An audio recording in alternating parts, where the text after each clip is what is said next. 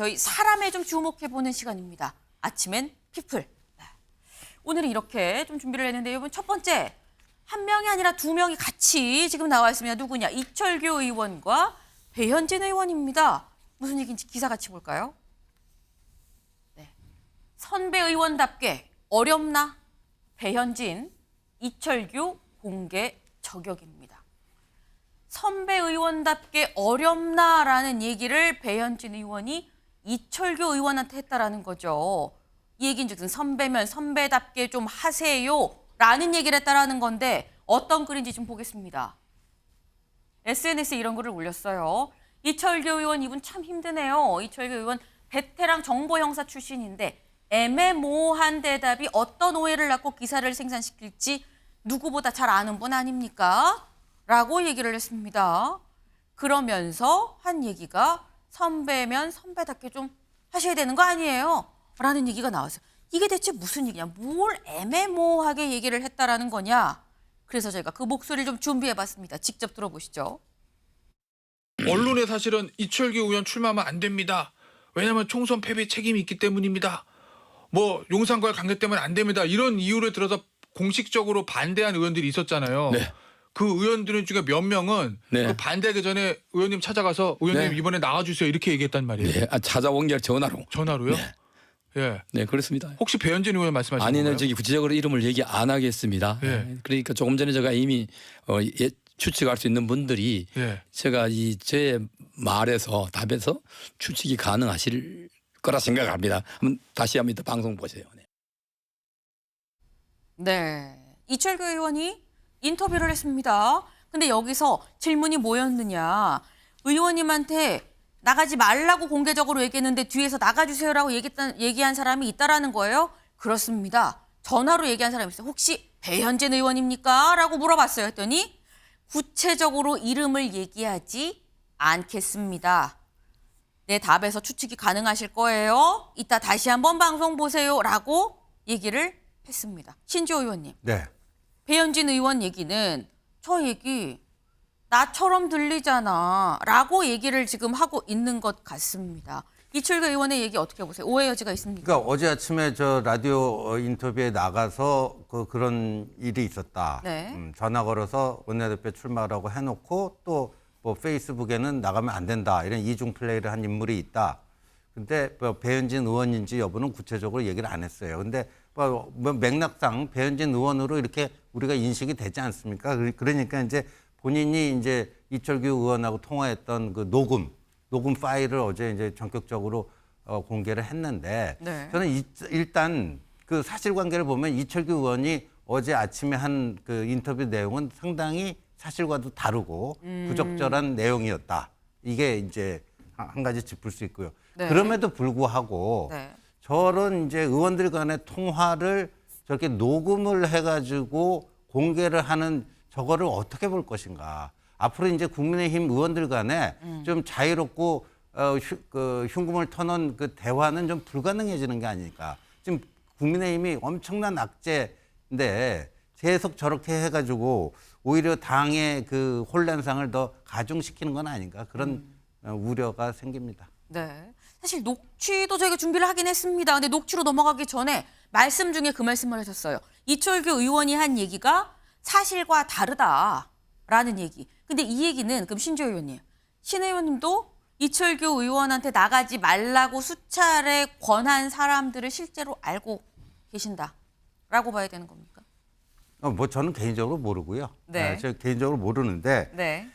이 문제가 이제 당내 분열의 씨앗이 될 것 같아서 더군다나 이철규, 배현진 저 두 분은 이른바 친윤, 찐윤으로 분류가 돼서 네. 같은 좀 흐름을 보여왔던 분들인데 저렇게까지 이제 폭로전을 하게 되면요. 이 당이 안 그래도 어려운데 참 걱정이 된다 그런 말씀입니다. 네.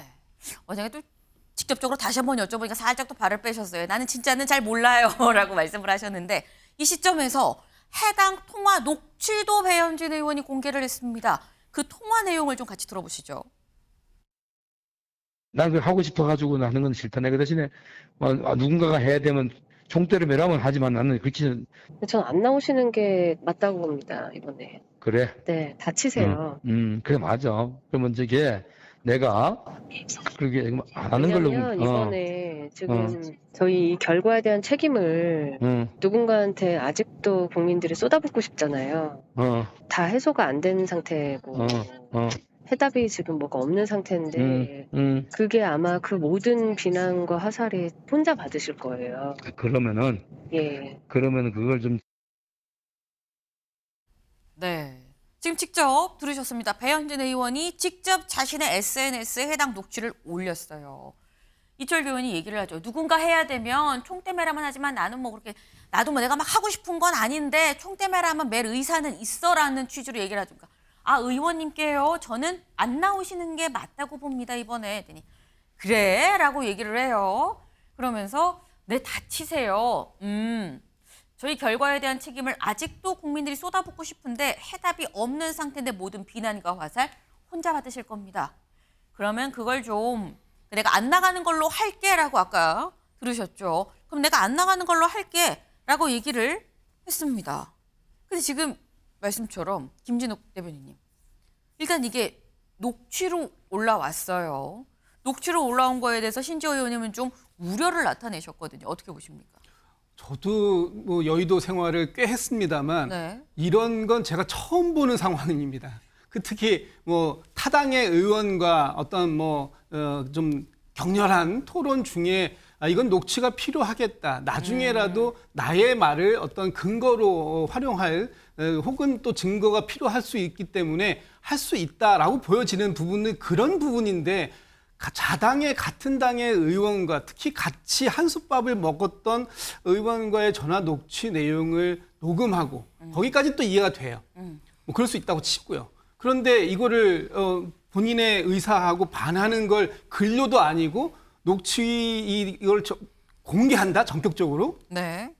앞으로 뭐 말씀 주셨습니다만 같은 의원들끼리 정말 대화하기, 특히 전화 통화하기 너무 어려워질 것 같다는 느낌이 들고요. 이게 상도위에 좀 많이 어긋나 있는 건 아닌가. 뭐 이런 내용적으로 서로 반박할 수 있습니다. 그리고 얼마든지 이 부분에 대해서 뭐 저격할 수도 있는데 이 저격을 위해서 이렇게 녹취하고 그 녹취록을 바로 공개하고 이런 방식이 과연 그 국민들께 좋게 보일까 하는 면에서 보면 아닐 것이다. 국민들께서는 이런 과정들이 얼마나 지금 국민의힘의 난맥상을 여실히 보여주고 있는가에 대해서 따갑게 질책하지 않으실까라는 걱정이 좀 되네요. 네. 근데 지금 배현진 의원이 강하게 반박을 했죠. 증거를 갖고 반박을 했습니다. 내가 그렇게 이중 플레이한 거 아닙니다. 왜 나인 것처럼 얘기하세요? 라고 강하게 반박을 했는데 여기에 대해서 또 이철규 의원 이렇게 얘기를 했다고 합니다. 이 의원은 동아일보에 배 의원은 난독증 아니냐. 배 의원과의 통화에서도 불출마를 밝혔다라고 얘기를 했다라는 겁니다. 이승환 의원님. 지금 네. 보면 이철규 의원은 누가 모레는 안 나간다 그랬잖아. 약간 이렇게 좀 얘기를 하고 있는데 약간 핀트가 서로 다른 것 같기도 하고요. 이 핑퐁 게임을 더 집중하는 것 자체가 저희 당을 더 멱칠하는 것 같습니다. 여야 협치해야 된다고 하는데 지금 그것보다 당내 협심이 더 중요한 것 같습니다. 저는 우리 정치에서 사라져야 될 한 글자가 있다면 비자가 사라져야 될 것 같아요.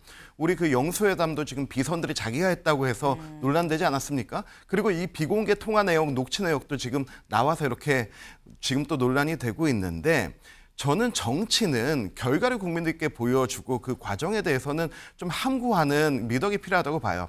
우리가 뭐 좋은 거 먹으러 갈 때 소고기 먹으러 가서 마블링 잘 돼 있는 고기 예쁘다 하고 보잖아요. 네. 그런데 그 도축 과정 알면은 먹을 수가 없습니다. 그것처럼 우리 영수회담이나 이 의원 간의 대화나 그 안에 침전돼 있는 비공개 내용들 그리고 그 역사에 나중에 남겨야 될 내용들에 대해서는 좀 함구하고 우리가 마음으로는 지금 그렇지 않더라도 국민들께 보여지기라도 좀 협심하는 모습을 보여줘야 되는데 지금 원내 이런 상황이 과연 원외와 당원과 국민들께 어떻게 비춰질지를 한 번 더 생각해 주시기를 좀 부탁드리고 싶습니다.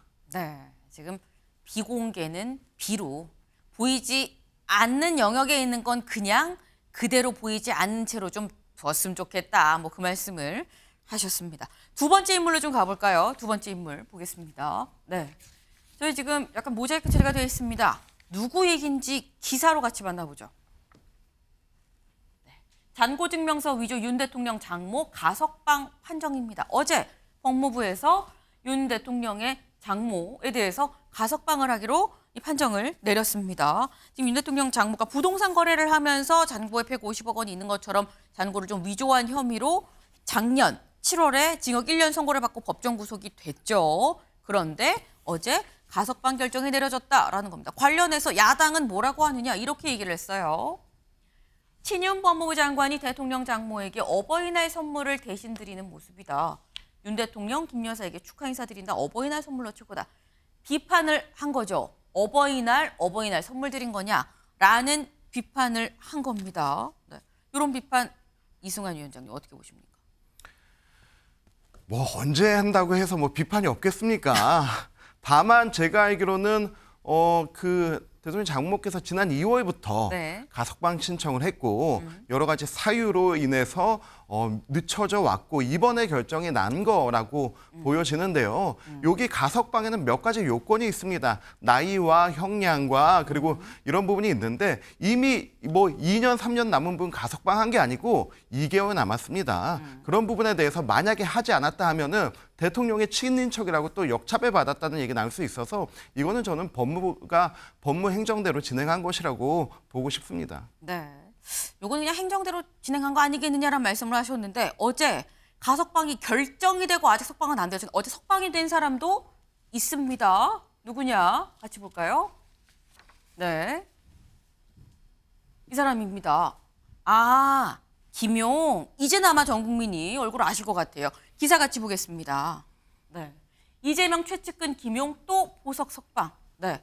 김용 이 원장, 김용 이 연구원장 부원장이 어제 석방이 됐습니다. 어제 석방되면서 한 얘기 잠깐 같이 들어볼까요?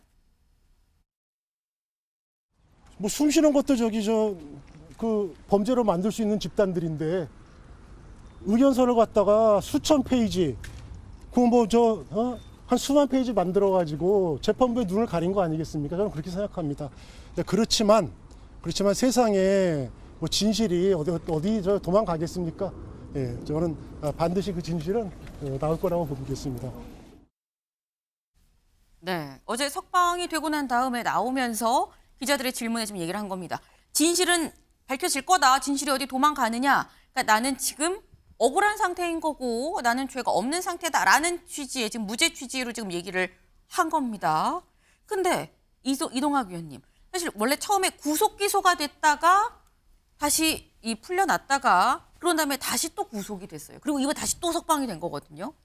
근데 그때 증거인멸 우려 때문에 다시 구속이 됐었던 건데 괜찮은가라는 얘기도 있긴 합니다.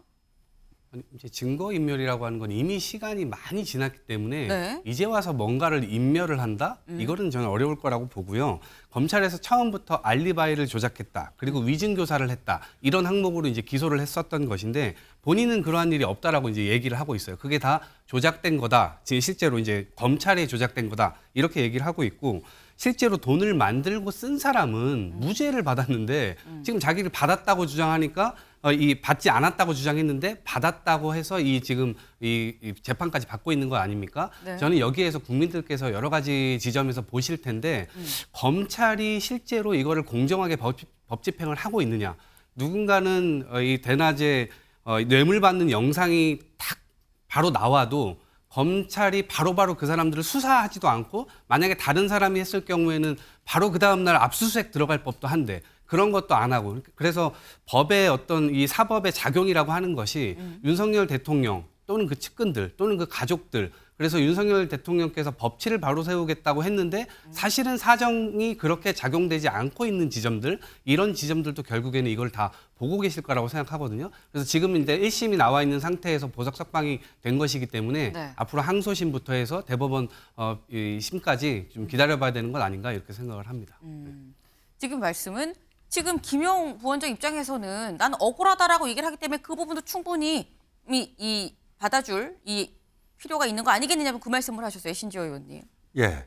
그런데 지금 민주당이 선거에 이겼다고 해서 뭐 사법적인 처리 결과까지 어떻게 뒤집으려고 하는 거 아닌가 그런 생각을 지울 수가 없습니다. 1심에서 지금 보석으로 석방되면서 지금 방금 전에 저희가 본 화면 보면은 네. 검찰이 완전히 조작했다. 증거 조작했다. 근데 1심에서 징역 5년 내리면 1심 재판부도 조작된 검찰의 그 증거에 현혹이 돼가지고 잘못된 판결을 내렸다. 그러니까 지금 검찰만 탓하고 있는 게 아니에요. 법원 재판부도 탓하고 있는 거거든요. 이 정도 되면은 뭐 이제 대법원에서 확정 판결이 나더라도 뭐 진실과 역사의 법정에서 나는 무죄다 이런 식으로 되면서 모든 결과를 인정하지 않으려는 태도로 가지 않을까. 선거에서 이겼다고 너무 나가는 거 아닌가 싶습니다. 네. 지금 말씀은 이건 사법부 전체를 지금 무시하는 거냐라는 또 말씀도 하셨습니다. 저희가 오늘 준비한 소식은 여기까지입니다. 오늘도 좋은 하루 보내세요.